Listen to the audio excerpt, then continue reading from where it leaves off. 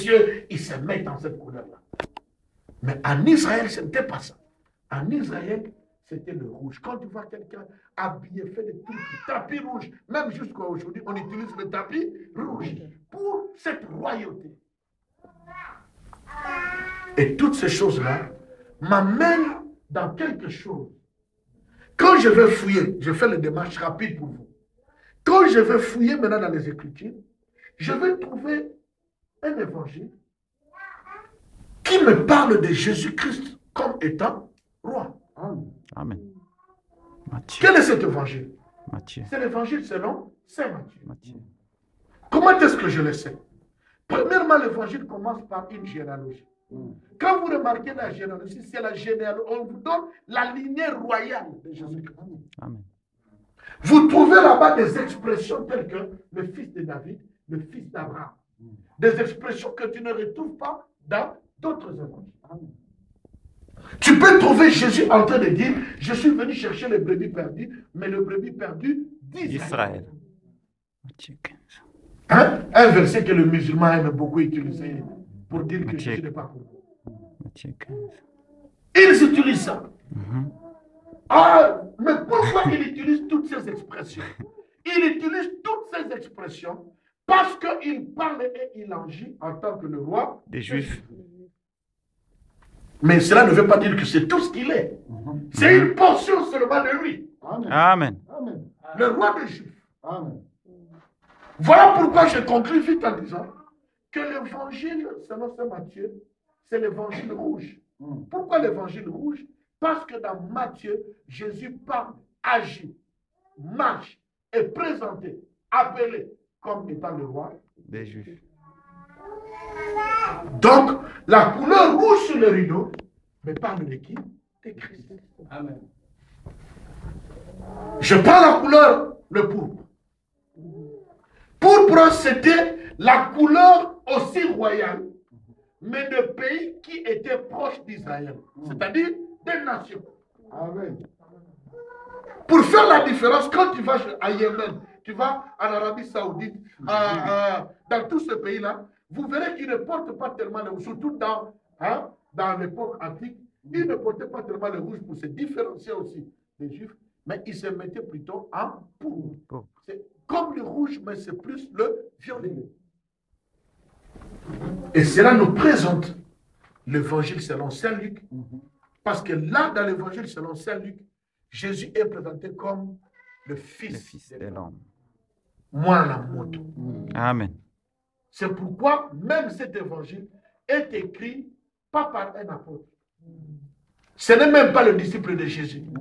C'est un petit, il y a confiance, il y a apôtre Paul. Amen. Un médecin. C'est pourquoi, étant médecin, tout ce qui l'a intéressé, c'est la médecine.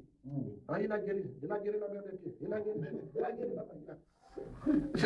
Mon père dit toujours un Jésus César. C'est-à-dire un Jésus qui est avec les hommes, qui va là-bas manger, et qui va guérir les maux de fièvre, et tout. Voilà, il est là avec les hommes. Alors je me dis, je retrouve Jésus dans cette couleur. Quand je prends le bleu ciel, je tombe dans l'évangile selon Saint Jean, où la Bible dit, la Bible commence brutalement pour les Juifs. Les Juifs comprennent tous les évangiles, sauf l'évangile selon Saint Jean. Ils ont des problèmes avec ça.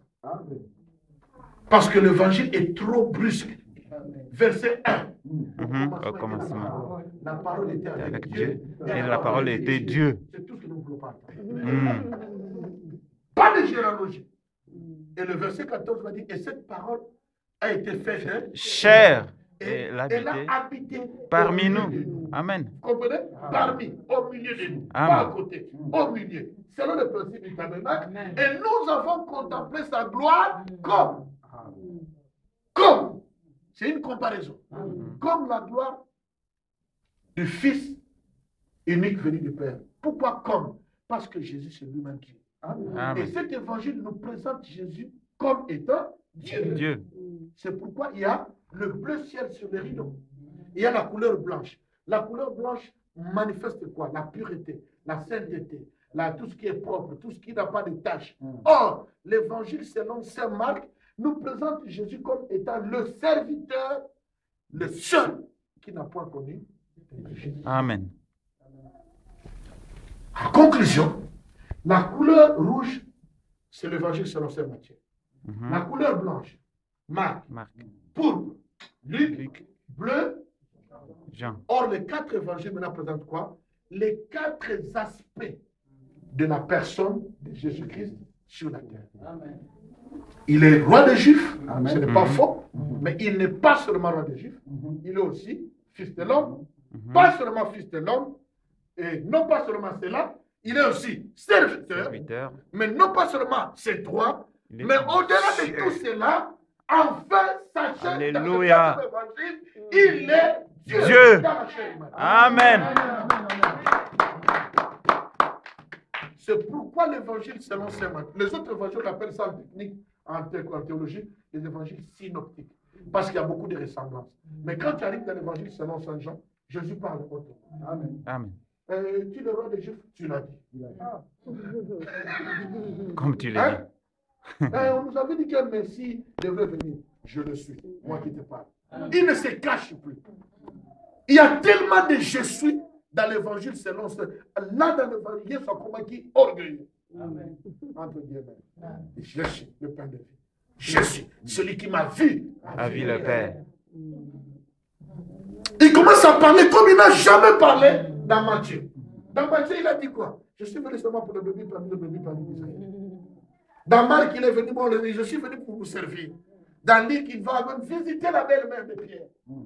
Mais quand il arrive dans l'évangile selon Saint Jean, il regarde sa maman, et il dit, femme, qu'y a-t-il? Parce que là, il s'exprime comme Dieu. Je vais informer les prédicateurs. Si tu veux prêcher sur un livre, aie d'abord la révélation de Jésus sur ce livre. Sinon, tu vas raconter des choses qui vont faire sauter les gens pour de belles paroles, mais ça va faux. Amen. Alléluia. Amen. Et la Bible a raison en disant qu'il n'y a pas beaucoup de gens parmi vous qui prêchent. Alors rapidement, vous voyez le temps est parti, on est qu'à la porte. Qu'est-ce que j'avais dit encore? J'avais dit qu'il y avait les palmiers, n'est-ce pas? Il y avait les rameaux. Pas les palmiers comme tel, mais les rameaux. Et les rameaux, nous les tirons du palmier. Je t'informe que le palmier est parmi les 7 arbres les plus réputés d'Israël. Je n'ai pas le temps de vous citer les arbres. Il y a le cèdre de Liban, il y a le palmier, il y a l'olivier, ainsi de suite. Mais pourquoi on trouve les rameaux? Qu'est-ce que les rameaux ont à voir avec Jésus? Qu'est-ce que ça a à voir? Je sais que dans le psaume, la Bible dit que le juste croise comme le palmier. Parce que le palmier, c'est l'un des arbres où tu peux utiliser et le fruit, et l'arbre, et le feuille. Et c'est comme cela qu'on compare les justes. Les chrétiens, nous devons être comme des espèces de Joseph. On a des tenues multicolores. Et un vrai chrétien, un païen ne peut pas te comprendre. Si les païens commencent à te comprendre, ils te comprennent bien, il y a un problème. Parce qu'un véritable enfant de Dieu, tu dois passer par une étape pour t'appeler sorcier, pour t'appeler magicien. Amen. Pourquoi? Tout simplement parce qu'on n'arrive pas à te comprendre. Amen. Ça, c'est vrai. Quelqu'un peut dire Amen. Amen. Alors, pour ne pas aller vous raconter l'histoire du palmier dans Israël, faisons un plongeon rapide dans Ésaïe chapitre 11. La Bible dit ceci. Puis, verset 1. Puis, j'ai vu un rameau sortir du tronc d'Isaïe et un rejeton. Hein? Vous connaissez le verset? Mais quand vous remontez dans Ésaïe, le chapitre 10, le verset 30 à 33, la Bible dit ceci. La Bible dit qu'il y avait plusieurs rameaux. Dieu a brisé tous ces rameaux. C'est pourquoi au chapitre 11, au verset 1, il va commencer par un adverbe qui marque la continuité de l'histoire. Amen. Amen. Prenez un peu la Bible. Prenez un peu la Bible. Je ne sais pas qu'est-ce qu'on va faire. On est à la porte jusqu'à présent.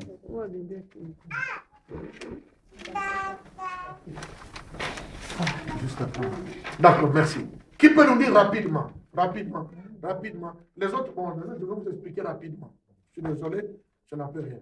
Rapidement. Ésaïe chapitre 10, verset 30-33. Tu peux nous lire ça rapidement? Oui. Ésaïe chapitre 10, verset 30 à 30. Et oui? Voici Ouais. le Seigneur, Oui. l'Éternel des armées, On parle de El Sabaoth. Oui. brise les Brise. rameaux avec violence. Il brise quoi? Les rameaux avec violence, au pluriel, n'est-ce pas? Maintenant, au verset 1 d'Ésaïe chapitre 11, la Bible commence par oui. Un rameau sortira. Excusez-moi. Vous voyez, Bible va commencer comme la communauté et c'est mon gâteau commun. Après avoir brisé les rameaux, maintenant, la Bible continue, puis. C'est-à-dire, après cela, il faut continuer la lecture. Après cela, puis, j'ai vu quoi? Oui, un rameau sortira du Un instant. C'est-à-dire, vous savez, hein, vous devez comprendre les choses dans la vie. Avant que vous puissiez avoir quelque chose que Dieu vous donne, il y a toujours des semblants qui sortent avant. La Bible dit dans Matthieu chapitre 20, la Bible prophétise que le prophète viendra, Jésus. Mais qu'est-ce que le diable fait? Il lance avant déjà des faux prophètes. Ils savaient que le rameau va sortir. Mais qu'est-ce qu'ils ont fait? Ils ont fait sortir beaucoup de rameaux. Mais Dieu, à son temps, qu'est-ce qu'il va faire? Il brise tous ces rameaux pour sortir le véritable rameau. La Bible dit, puis, après avoir brisé ces rameaux, puis je vis un rameau sortir. Stop. Ce que j'aime là, c'est conjugué au futur. Très bien. Pourquoi? Parce qu'à cette époque-là, 7 siècles avant l'arrivée de Jésus, Jésus n'était pas encore là. C'est pourquoi il a conjugué le verbe au futur. Amen. Puis un rameau sortira du tronc. Le mot tronc signifie de la descendance. De qui? Isaïe. Faites attention, il y a une différence entre Isaïe et Ésaïe. Maintenant, Isaïe, c'est qui? Très bien. Isaïe, c'est le papa de David. Suivez bien ce verset. Un rameau ne sortira pas d'Isaïe, mais le rameau sortira du tronc d'Isaïe. Hein? Et puis, et un rejeton naîtra de ses racines. Et un rejeton naîtra de... Qu'est-ce qu'on appelle un rejeton? Qu'est-ce qu'Isaïe 53 va dire après? Nous l'avons considéré comme délaissé, comme puni, comme abandonné. Donc le rameau qui va sortir là, c'est qui? Au lieu de mettre sous le rideau qu'on écrive Christ, il a pris seulement le rameau, il a mis un rameau.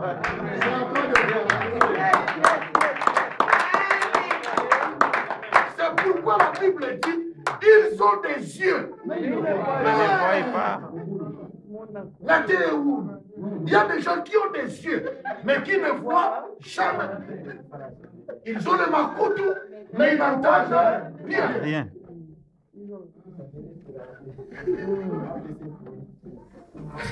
Amen.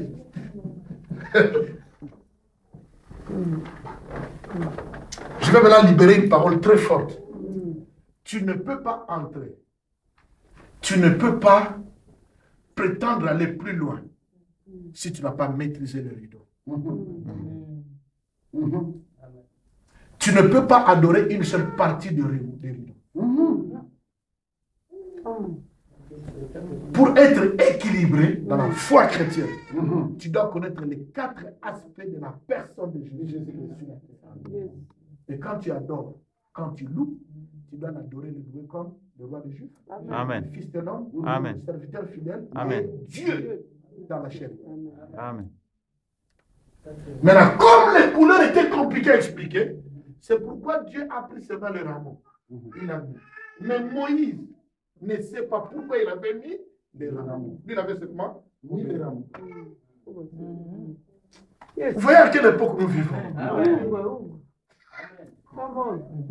Donc, tout, rien qu'à la porte, tourne autour de Jésus. C'est-à-dire, avant d'entrer dans le tabernacle, c'est pourquoi la seule porte d'entrée, c'est Amen. Jésus Amen. dans toute son entièreté. Amen.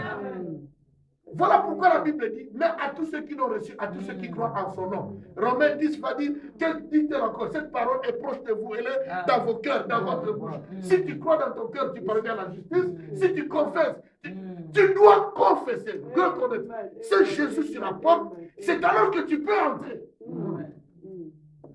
On ne devient pas chrétien par un soi-disant baptême, par un bon comportement. On ne devient pas chrétien. Il faut passer par la parole. Amen.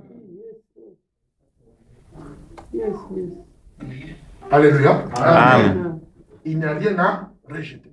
Quand nous allons parler de l'homme de Dieu, si j'aurai le temps, le samedi, vous verrez que ces 4 couleurs se retrouvent dans l'habillement de l'homme de Dieu. Amen. Alors que tous les autres lévites n'ont pas ça. Voilà. Amen. Voilà. Amen. Quelqu'un peut dire Amen. Amen. Quelqu'un peut dire Amen. Amen. Amen. Et la Bible va dire que c'était la seule porte d'accès dans le tabernacle. Et c'est vrai. Mhm. Jean chapitre 10, le verset 9, le verset 10. La Bible va dire qu'il n'y a pas d'autre porte. Porte. Jésus se présente, il dit, je suis la porte. La porte. Je suis la porte. Donc cette porte-là que nous voyons à rideau, c'est Jésus. Amen. Il se révèle en disant, Amen. je suis la porte des brebis. Amen. Et si nous considérons le lieu très saint comme étant le lieu où Dieu siégeait, habitait, manifestait sa gloire, nous comprenons maintenant Jean chapitre 14, verset 6, où la Bible dit, je suis le chemin, Le chemin. la vérité Et et la vie. Je suis le chemin. Hein? Mhm. Le chemin commence quelque part pour aller quelque part. Oui. Nul ne peut arriver au lieu très saint sans passer par le Comment passer? Quand j'entre maintenant, je retrouve l'autel des holocaustes. Alors, rapide. Hôtel des holocaustes. Mhm. L'autel des holocaustes était fait en bois d'acacia. Le bois d'acacia, c'est comme chez nous au pays en Afrique, c'est comme le bois wengé. C'est un bois qui peut durer pendant un siècle, beaucoup de temps. Et c'était un bois qui pouvait résister à la chaleur, au soleil. C'est pourquoi on a utilisé le bois d'acacia. Acacia.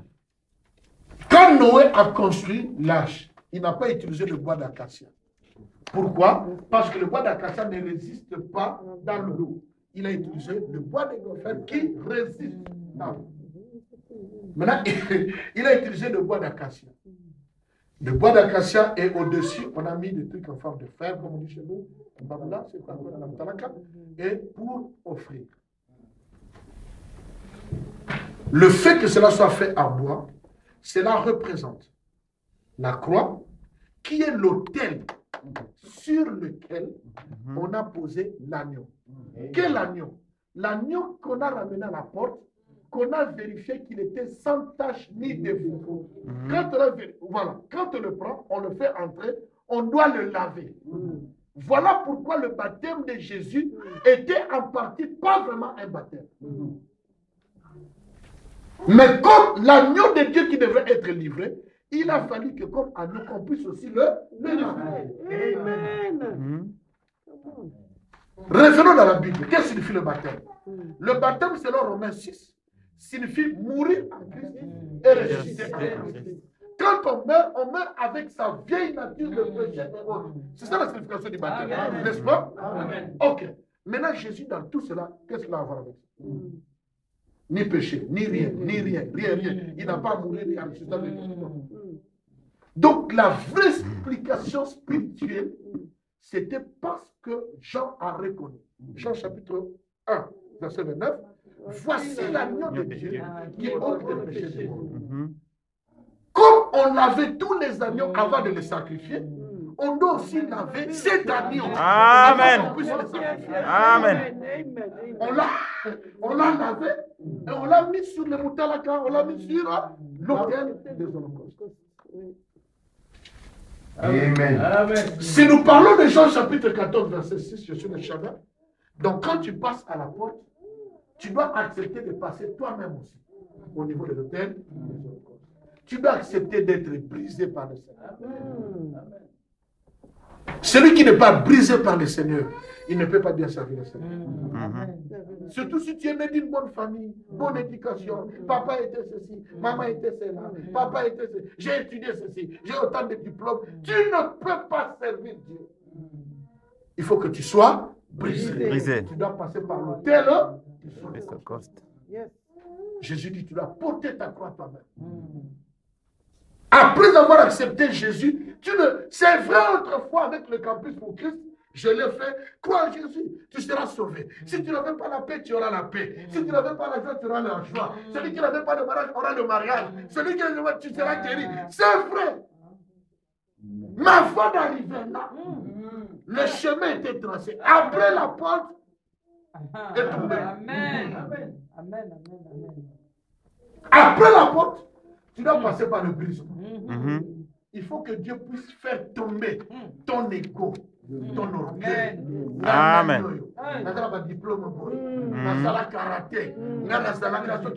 Quand tu vois un chrétien comme cela, il a un problème avec l'autel des holocaustes. Amen. Peut-être qu'il est déjà entré, mais son vrai problème, c'est l'autel des holocaustes. Il n'est pas encore brisé, même à confiter. Est-ce que je parle à quelqu'un? Amen. Et le problème dans nos églises, c'est quoi? Nous invitons beaucoup de gens qui sont entrés dans le bâtiment, mais qui ne sont jamais passés par le rideau. Amen. Par conséquent, ils n'ont jamais entendu parler. Mais déjà, dès qu'ils entrent ici, par entre guillemets respect, sans vérifier, nous l'appelons déjà Frère. On a sous comme un frère au Meninga. Amen. Maintenant, parce que vous l'appelez frère, lui aussi, à côté de l'argent, mon frère. Topé, à côté de l'argent. On a commis pasteur. Diac.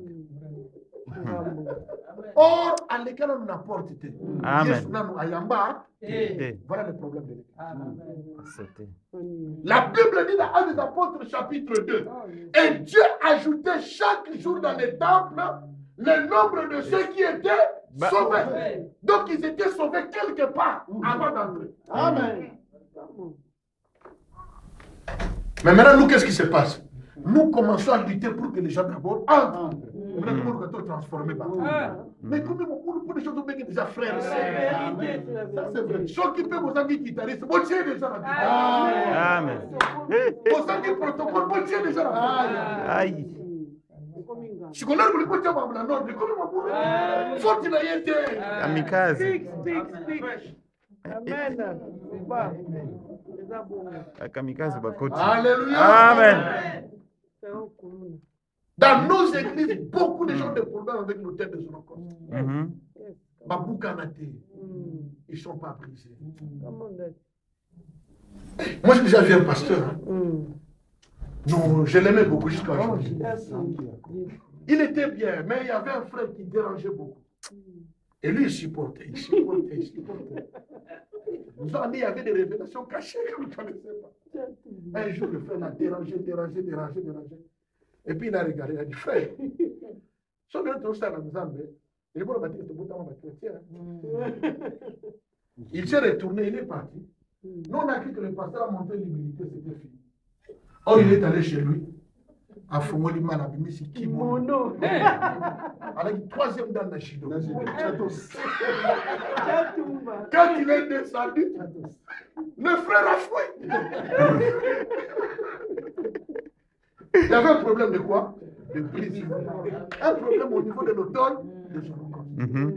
Pas personne correction, mon kéboué. Oh, surtout. Frère, Pemananou, après 2 mois, 3 mois, on a mis ça là. Kaka ningi bazo pemi so wana. Kaka ningi pozo kende pa imosu. Donc on a fait ba église ngo soki pe église tango li kamini. Dès que on a récupérer yo kaka sans coup va vérifier avion. Na porte. La lecture bana moko wa. Problème au temps de... Holocauste. Il faut accepter d'être brisé par le Seigneur. Amen. Moïse était prince, hein? Un homme riche, très puissant. C'est lui qui a construit les pyramides. Quand on parle de l'intelligence, savez-vous que le Pythagore, savez-vous que la base de tout, c'est les noirs? Amen. Hein? Oui. La base de tout, c'est les noirs. Les véritables pharaons, c'était des noirs. C'était des noirs. Pourquoi le grand obélisque là en Égypte, pourquoi? Parce que si on laisse les nez, on va voir que ce n'est pas le nez des blancs, c'est notre solo. Ce n'est pas le solo des blancs. Et quand on va vérifier les momies, on trouve que c'était les noirs. Tout ce que ça cache. Mais sois fier d'être noir. Amen. Amen. Nous sommes la base de... D'abord, au cours de la vie, les ossements les plus anciens qui ont été retrouvés, ce sont les ossements de l'homme des Néandertaliens. On a trouvé ça où? En Afrique. Donc Tanzanie. les Pythagore, les Socrates, tout ce que vous voulez, ils ont étudié en Alexandrie, en Égypte. Nous sommes la source de l'intelligence. Quelqu'un peut dire Amen. Amen. Quelqu'un peut dire Amen. Amen. Savez-vous que même le blanc, c'est le dérivé du noir? Mhm. En d'autres termes, le blanc ne peut pas exister si le noir n'est pas. Mhm. Parce que le noir est l'ensemble de toutes les couleurs. Oui. Mais le blanc est l'absence. L'absence de couleur. Mélanine Je zéro. suis fier d'être noir. Amen. Soki moni tonyoka makaboye na mokili kotina ezali utayebi tina nete kaka mutu mutu. Ok, il a tiré l'intelligence là-bas. C'était pour vous détendre un peu. Il a tiré son intelligence là-bas. Mais quand Dieu veut l'utiliser, qu'est-ce qu'il va faire? Il va le faire passer par le désert. Pourquoi? Pour le briser. Mhm. Pour le briser, le façonner, qu'il oublie sa gloire, son honneur et toutes ces choses. Je regrette beaucoup quand nous, on a accepté Christ. Tu ne peux rien faire dans l'église si tu ne passes pas au cours des affermissements. Amen. Après les affermissements, les découvertes. Amen. Après les découvertes, catéchisme, on apprend ça. Là, on faisait la délivrance, on te fait la délivrance. On te parle, on doit connaître ta vie. C'est alors qu'on va te confier quelque chose. Amen. Amen. Amen. Mais nous, avec une fausse herméneutique, c'est-à-dire interprétation de la Bible, Dieu fait grâce à qui il veut. Nous ne sommes pas dans l'âge de Noé. Quelqu'un peut dire Amen. Amen. Quelqu'un peut dire Amen. Amen. Quand tu passes l'autel des holocaustes. Or, le bois, c'est l'autel qui est la croix. L'agneau, tous les animaux qu'on a menés là, tous là sont représentés par l'agneau de Dieu qui ôte les péchés du monde. Et j'aime bien ce verset. Parce que quand Jean a dit, voici l'agneau de Dieu qui ôte le péché du monde, c'est un miracle. Si tu comprends la profondeur, c'est-à-dire, nous péchons, mais sans que nous ayons encore le péché. Je reprends. Nous péchons, mais sans que nous ayons encore le péché. C'est pourquoi l'apôtre Paul va dire, il n'y a plus de condamnation pour ceux qui sont en Christ. Amen. Pourquoi? Parce que la racine du péché a été démantelée, a été déracinée. C'est pourquoi la Bible va dire dans 1 Jean chapitre 5, le verset 16-17, si tu vois ton frère commettre un péché qui ne mène point à la mort, prie pour lui. Pourquoi? Parce qu'il y a un péché qui mène à la mort. Quel est le péché qui mène à la mort? C'est ce péché qui n'a pas été brisé par l'agneau de Dieu. Dans le tabernacle, tous les animaux, tu viens aujourd'hui, tu donnes tes animaux. Fini, tu rentres. Après 2 jours, 3 jours, c'est ton fils qui a péché, l'autre a péché. Tu reviens encore avec un autre animal. Mais nous sommes heureux. Parce qu'à cette époque, c'est comme si le péché n'était que couvert. Mais avec Jésus, le péché n'est pas couvert, mais le péché est fusionné. Amen. C'est déterré. À partir de la racine, pas dessus, on parle, on déterre. Donc, il n'existe plus rien là. C'est ça le mystère de l'agneau de Dieu qui ôtait le péché du monde. Donc, l'autel des holocaustes, c'est la rémission du péché. C'est le pardon des péchés. C'est le rachat. Et celui qui a accompli tout cela selon Colossiens et selon Éphésiens, où la Bible nous dit qu'il a mis en spectacle. Un spectacle. Il a dépouillé. Oui. Et il a déchiré l'acte Qui nous condamnait. Nous condamner. C'était où? À l'autel des holocaustes. Qui l'a fait? C'est Jésus. Donc, Yoshua ça Hamashiach. préfigurait ce que Jésus va faire. Amen. La cuve des reins.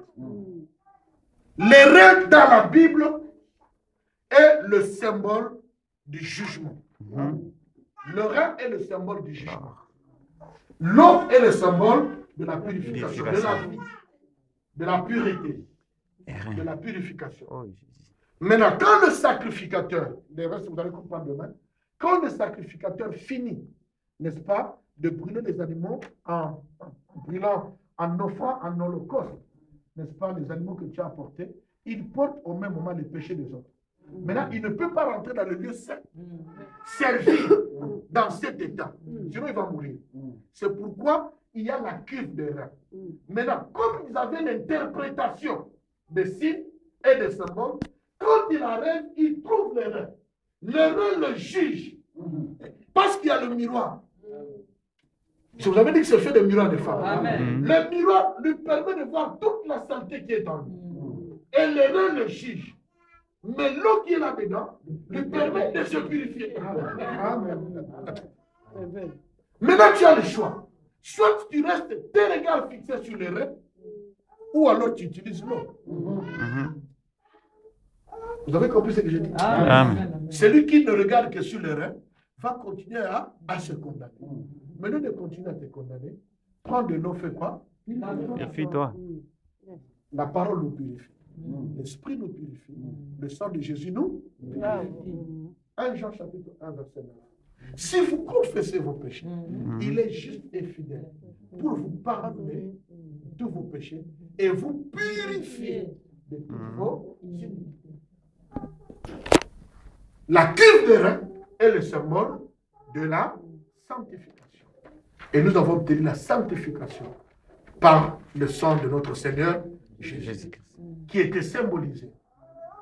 La croix, c'était un lieu aussi de jugement.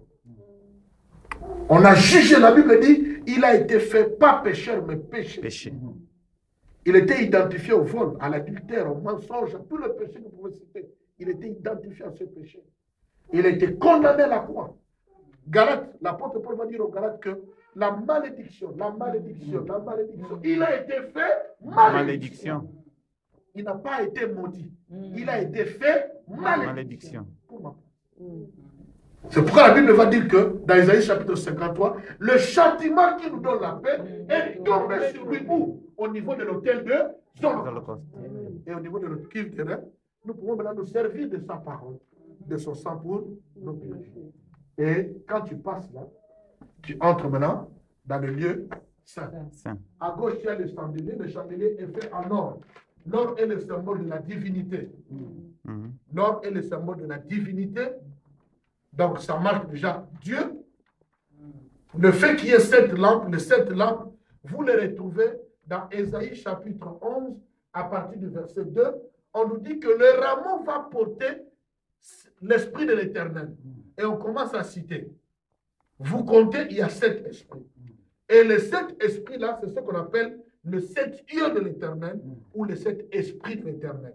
Mais le chandelier, selon Apocalypse chapitre 2, chapitre 2, symbolise aussi les différents âges de l'Église.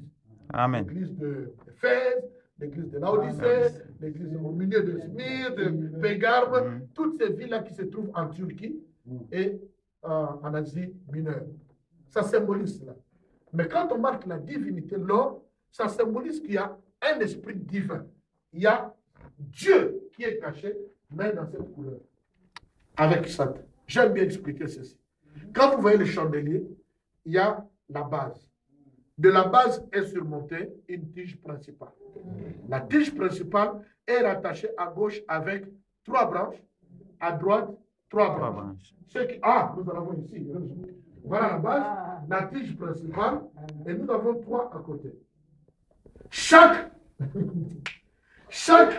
lampe était terminée par un vase. Au-dessus, il y avait un vase. Sur le vase, on mettait l'encens et tout pour pouvoir allumer. Allumé. Hein? C'est pourquoi quand vous lisez dans Zacharie, la Bible va dire que ce n'est ni par la force, ni par la puissance, mais par l'Esprit de l'Éternel. Mais avant d'y arriver, la Bible, Zacharie a eu une vision. Il a vu terminé par un vase qui était allumé. Il parlait de l'image, n'est-ce pas, du chandelier. Donc j'ai dit quoi? Nous avons Jésus qui est la branche principale. Et 3 à gauche, 3 à droite, ça nous fait 6, qui est le symbole de l'homme. Et quand l'homme est attaché à la branche principale, il recouvre la nature de celui qui est au milieu. Voilà pourquoi, parce que la branche principale est divine, donc les hommes qui s'attachent à lui deviennent aussi divins. C'est le principe de Jean chapitre 15. Celui qui s'attache, je suis le serpent et vous êtes des serments. Vous attachez à moi, vous prenez la nature. Et autour, il y avait des grenades. Les grenades, ce ne sont pas des bombes, mais ce sont des fruits. Il y avait des grenades tout autour. Et tu produis le fruit qu'il faut parce que tu es attaché à la branche principale. Et la Bible va dire que c'était la seule source de lumière dans le lieu saint. Donc, ça parle de qui? Du Saint-Esprit, notre seule source de lumière. Or, le Saint-Esprit est Dieu, ne fût-ce que selon Actes des Apôtres, chapitre 5. Pierre dit, sachez que ce n'est pas à des hommes que vous avez menti, mais c'est à Dieu. Quand vous avez trompé au Saint-Esprit, c'est à Dieu que vous avez menti. Ne fût-ce que ce verset, pour ne pas parler d'autres versets, nous montre que le Saint-Esprit est Dieu. Or, comme Jésus est Dieu, voilà pourquoi Jésus est le Saint-Esprit de Dieu.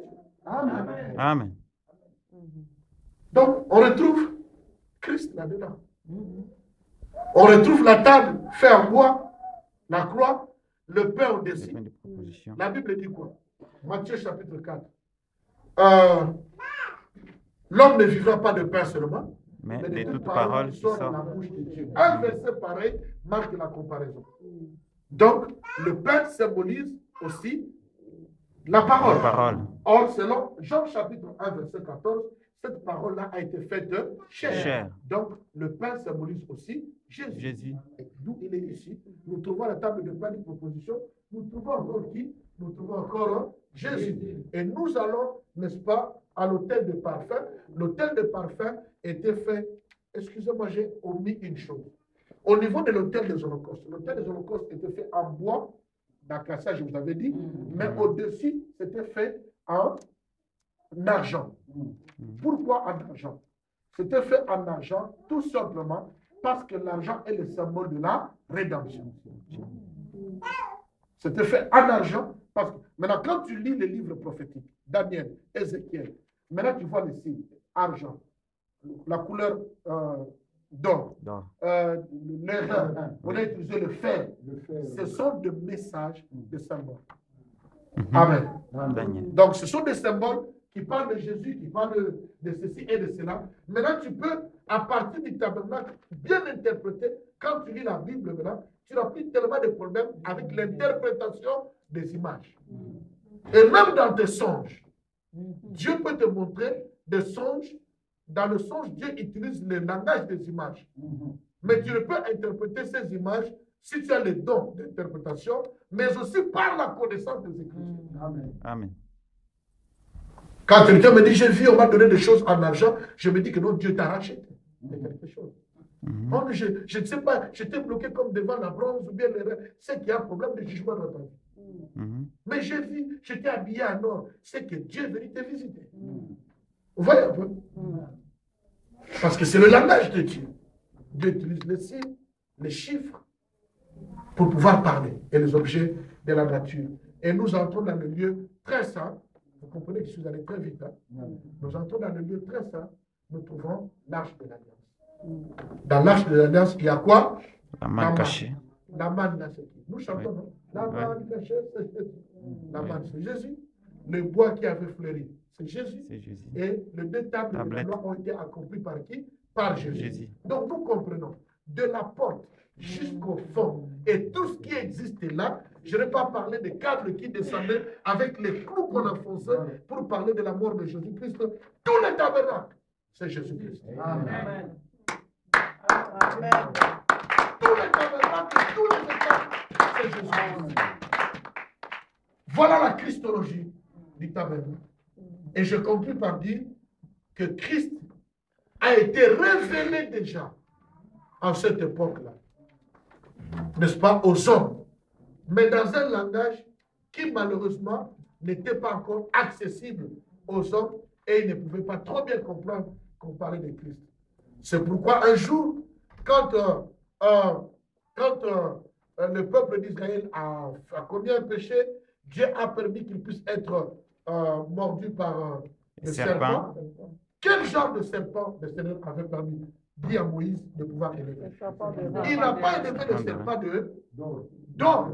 Il n'a pas élevé le serpent d'argent. Hein?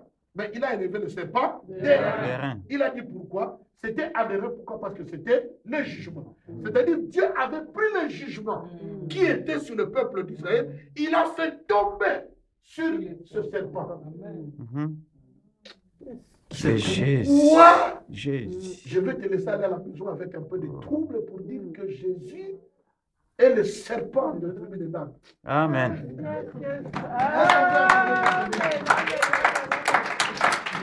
Acclamons le Seigneur, s'il vous plaît.